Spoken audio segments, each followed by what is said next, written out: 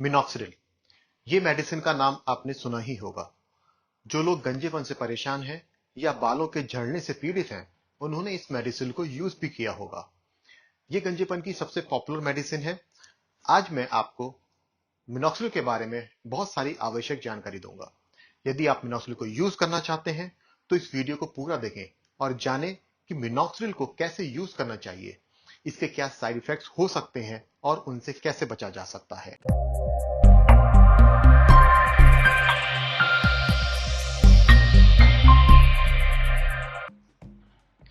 नमस्कार दोस्तों, welcome back to my YouTube channel. मैं हूं doctor Gaurav Garg, dermatologist, trichologist and hair transplant surgeon at Dermalife skin and hair clinic, Green Park, New Delhi. अगर आप skin और hair से रिलेटेड और वीडियोस देखना चाहते हैं तो मेरे यूट्यूब चैनल को सब्सक्राइब कीजिए और बेल आइकन पर क्लिक कीजिए ताकि आपको हमारे लेटेस्ट वीडियोस की नोटिफिकेशन टाइम टू टाइम मिलती रहे। हमारे जो भी फ्रेंड्स गंजेपन से परेशान हैं या बालों के टूटने से परेशान हैं, उन्होंने मिनॉक्सिडिल मेडिसिन का नाम सुना भी होगा और यूज भी किया होगा। मिनॉक्सिडिल का यूज पिछले 40 साल से लेडीज एंड जेंट्स दोनों के एंड्रोजेनिक एलोपेशिया यानी कि आनुवंशिक गंजेपन को ठीक करने के लिए होता रहा है। आजकल हम इसका इस्तेमाल हेयर की दूसरी प्रॉब्लम जैसे कि alopecia areata, telogen effluvium, hair loss due to chemotherapy इत्यादि में भी करते हैं। बहुत से पेशेंट्स मुझसे पूछते हैं कि ये मिनॉक्सिडिल क्या है, ये बालों को कैसे उगाता है, क्या उन्हें मिनॉक्सिडिल का इस्तेमाल करना चाहिए या नहीं करना चाहिए, मिनॉक्सिडिल के क्या साइड इफेक्ट्स होते हैं, मिनॉक्सिडिल को कैसे सही तरीके से यूज करना चाहिए, कितने समय तक मिनॉक्सिडिल का इस्तेमाल कर सकते हैं या करना चाहिए और कितने दिनों के इस्तेमाल के बाद मिनॉक्सिडिल अपना असर दिखाई देना शुरू करता है। 1960 में मिनॉक्सिडिल को सबसे पहले ब्लड प्रेशर को कम करने की मेडिसिन की तरह इस्तेमाल करना शुरू किया गया था।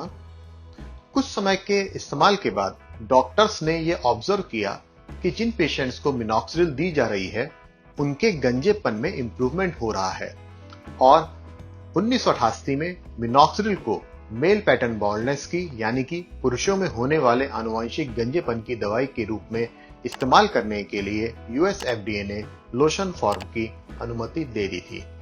कुछ समय बाद ही 1991 में फीमेल पैटर्न बाल्डनेस यानी कि लेडीज में होने वाले आनुवंशिक गंजेपन के लिए भी इसका इस्तेमाल करने की यूएस एफडीए ने परमिशन दे दी थी।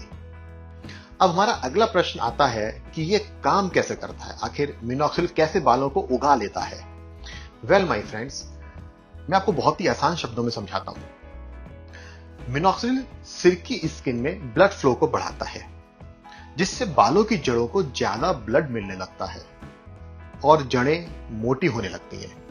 साथ ही साथ ये बालों की जड़ों की एक्टिव ग्रोइंग फेज को भी इंक्रीज करता है जिससे जड़ें लंबे समय तक एनाजन फेज में रहती है। एनाजन फेज मतलब कि एक्टिव ग्रोइंग फेज। इसके साथ ही ये टीलोजन फेज को भी छोटा करता है। टीलोजन फेज मतलब कि जिस फेज में बाल रेस्ट करता है।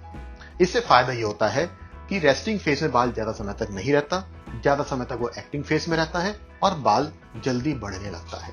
तो अब आप लोग समझ गए होंगे कि मेडिसिन कैसे हेयर रूट्स को मजबूत करता है।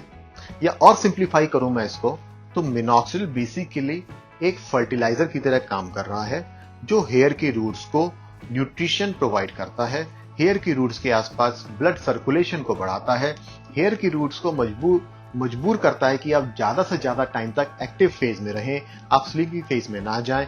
तो इन सब कारणों से क्या होता है कि हेयर की रूट मजबूत होने लगती है, वो मजबूत बाल बनाने लगती है और आपका गंजेपन धीरे धीरे ठीक होने लगता है। अब हम अगले प्रश्न की ओर बढ़ते हैं कि मिनॉक्सिडिल से किसको फायदा होगा, या यूं कहिए कि कौन कौन मिनॉक्सिडिल को यूज कर सकता है। हम लोग 18 वर्ष से कम की उम्र में मिनॉक्सिडिल को जनरली यूज नहीं करवाते हैं। साथ ही साथ हाई ब्लड प्रेशर के मरीजों को भी मिनॉक्सिडिल का इस्तेमाल बिना पूछे नहीं करना चाहिए। हमेशा अपने डर्मेटोलॉजिस्ट, अपने त्वचा रोग विशेषज्ञ की सलाह के आधार पर ही इसका इस्तेमाल कीजिए। ऐसा मैं इसलिए कह रहा हूं क्योंकि मिनॉक्सिडिल अलग अलग फॉर्मुलेशन में, अलग अलग स्ट्रेंथ में आता है और आपका डर्मेटोलॉजिस्ट ही आपको प्रॉपरली एग्जामिन करके आपके गंजेपन को पूरी तरह से इवैल्यूएट करके बता पाएंगे कि कौन सी परसेंटेज का मिनॉक्सिडिल, कौन सी फॉर्म का मिनॉक्सिडिल आपके लिए सबसे ज्यादा सुटेबल है। साथ ही साथ वो आपको ये भी बता पाएंगे कि आपको कितने समय तक मिनॉक्सिल को यूज करना है, कितने समय बाद आपको रिजल्ट्स दिखने शुरू होंगे। Minoxidil lotion basically lotion form, gel form और फोम फॉर्म, ऐसे 3 फॉर्म में अवेलेबल है। ये साथ ही साथ 2%, 5% और 10% की स्ट्रेंथ में भी अवेलेबल है। जेंट्स में नॉर्मली 5% एंड लेडीज में 2% की स्ट्रेंथ सफिशिएंट होती है। आजकल कुछ कंपनी 12.5% का भी मिनॉक्सिल बना रही है। हालांकि हम लोग इतनी हाई कंसंट्रेशन वाला मिनॉक्सिल को यूज करने के लिए सलाह नहीं देते हैं। कुछ कंपनी 12.5% का भी मिनॉक्सिल लोशन बना रही है। हालांकि ये काफी ज्यादा कंसंट्रेशन है और इतनी हाई कंसंट्रेशन में साइड इफेक्ट्स होने के चांसेस ज्यादा होते हैं। इसलिए पर्सनली हम लोग इतनी हाई कंसंट्रेशन को पेशेंट्स को प्रेस्क्राइब नहीं करते हैं। अब मैं आपको इसके साइड इफेक्ट्स के बारे में बताता हूं। बहुत सारे लोग इसके साइड इफेक्ट्स को लेकर कंफ्यूज हो जाते हैं। बहुत लोग फिनेस्ट्राइड के साथ इसको कंपेयर करने लगते हैं। एक बात ध्यान रखनी चाहिए, मिनॉक्सिल एंड फिनेस्ट्राइड दोनों अलग अलग मेडिसिन हैं। दोनों के साइड इफेक्ट भी एकदम अलग हैं, तो कृपया करके इनको आप कंफ्यूज ना करें। मिनॉक्सिल का जो मेन साइड इफेक्ट है वो है इचिंग एंड ड्राइनेस, मतलब कि सिर के ऊपर लगाने के बाद खुजली होना और रूखापन होना। ये बेसिकली मिनॉक्सिल का जो बेस है, मिनॉक्सिल प्रोपाइलिन ग्लाइकोल में डिसॉल्व किया था, उसमें घोला जाता है। तो प्रोपाइलिन ग्लाइकोल की वजह से ये साइड इफेक्ट्स होते हैं। अब आजकल प्रोपाइलिन ग्लाइकोल का इस्तेमाल कम से कम किए जाने लगा है।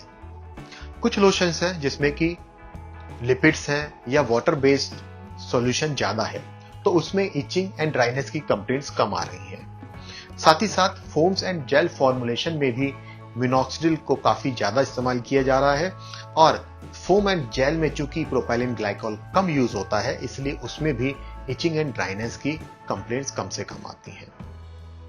अगला साइड इफेक्ट आता है मिनॉक्सिल लगाने के बाद सिर पे खुजली होना और रेडनेस होना। हालांकि बहुत ही कम पेशेंट्स में मिलता है, पर यदि किसी पेशेंट को मिनॉक्सिल से एलर्जी है तो उसको मिनॉक्सिल का इस्तेमाल बंद कर देना चाहिए। कुछ पेशेंट्स मिनॉक्सिल के लगाने के बाद हेयर फॉल बढ़ने की भी कंप्लेंट करते हैं। वेल फ्रेंड्स, शायद आपको जानकर आश्चर्य होगा कि यदि मिनॉक्सिल लगाने के बाद आपका हेयर फॉल बढ़ रहा है तो कोई घबराने की बात नहीं है, बल्कि ये तो एक अच्छा साइन है। ये हेयर फॉल बताता है कि मिनॉक्सिल आपको सूट कर रहा है और आपको जल्दी ही हेयर ग्रोथ भी दिखाई देने लगेगी। ऐसा इसलिए होता है क्योंकि मिनॉक्सिल की वजह से हेयर रूट्स नया बाल बनाना शुरू करती है। ये जो नया बाल है, ये पुराने बाल को धक्का मार के गिरा देता है, मतलब कि जो वीक हेयर है वो नीचे गिर जाता है। और चूंकि मिनॉक्सिल की वजह से बहुत सारे बाल एक साथ ग्रोइंग फेज में आ जाते हैं, इसलिए बहुत सारे नए बाल एक साथ बहुत सारे पुराने बालों को धक्का मार के गिरा देते हैं और इस वजह से कुछ पेशेंट्स में मिनॉक्सिल के इस्तेमाल के कुछ दिनों बाद हेयर फॉल मिलता है। यह बात ध्यान रखने लायक है कि हेयर फॉल परमानेंट नहीं है। यह हेयर फॉल मिनॉक्सिल के शुरू करने के 15 दिन के बाद से 30 दिन तक ही दिखाई देता है। तो जिन पेशेंट्स में मिनॉक्सिल के यूज के बाद हेयर फॉल होता है, उन्हें मिनॉक्सिल को बंद ना करने के बजाय मिनॉक्सिल को लगातार यूज करते रहना चाहिए। कुछ लोग मिनॉक्सिल के यूज के बाद डैंड्रफ की कंप्लेंट करते हैं। एक्चुअल में डैंड्रफ नहीं होती है, ये मिनॉक्सिल का पाउडर है जो कि सिर पे चिपका रह जाता है। यदि आप मिनॉक्सिल को जरूरत से ज्यादा लगा रहे हैं तो आपको एक सफेद रंग का पाउडर सिर पे चिपका हुआ मिलेगा। इससे बचने के लिए आपको मिनॉक्सिल की मात्रा को कम करना चाहिए और साथ ही साथ डेली शैम्पू भी करना चाहिए, या आप अपने लोशन को चेंज करके जेल और फोम बेस्ड मिनॉक्सिल को भी आप यूज कर सकते हैं। Jail and foam based Minoxil में जनरली पाउडरी रेसिड्यू की कंप्लेंट्स कम आती हैं। कुछ पेशेंट मिनॉक्सिल के इस्तेमाल के बाद बालों को हार्ड यानी कि बालों को थोड़ा कड़ा महसूस करते हैं। यदि आप मेडिसिन को मिनॉक्सिल को केवल सिर पे लगाएंगे, बालों पे नहीं लगाएंगे, तो आपके बाल कड़े नहीं होंगे। कुछ पेशेंट मिनॉक्सिल के यूज के बाद सिर में दर्द होना या कभी कभी सुबह सोकर उठने के बाद चक्कर आना, इस तरह की कंप्लेंट भी करते हैं। यदि आपको ऐसा कुछ होता है तो आप अपने डर्मेटोलॉजिस्ट से संपर्क करें। वह आपकी मिनॉक्सिल की डोसेज को आपके हिसाब से एडजस्ट कर देंगे और आपकी प्रॉब्लम ठीक हो जाएगी।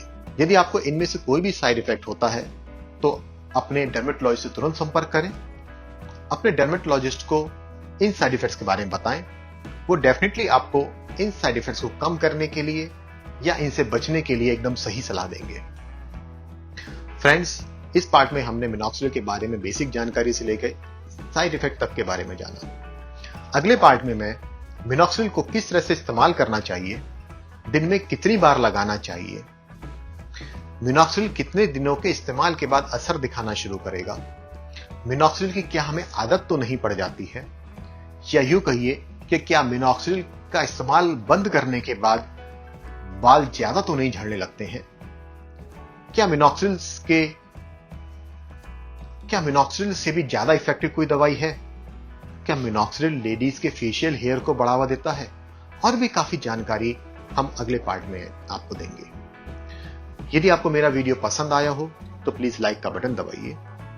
टाइम टू टाइम मैं और भी मेडिसिन के बारे में, स्किन एंड हेयर की प्रॉब्लम्स के बारे में, हेयर ट्रांसप्लांट के बारे में रेगुलर वीडियोस डालता रहूंगा। उन वीडियोस को रेगुलरली देखने के लिए मेरे इस चैनल को सब्सक्राइब कीजिए और बेल आइकन पर क्लिक कीजिए। यदि आपकी कुछ क्वेरी है तो आप हमें कमेंट सेक्शन में लिख सकते हैं, या आप डायरेक्टली दिए हुए फोन नंबर पर भी कॉल करके या व्हाट्सएप करके हमें बता सकते हैं। आप हमें ईमेल पे भी संपर्क कर सकते हैं। थैंक यू दोस्तों, thank you very much for watching.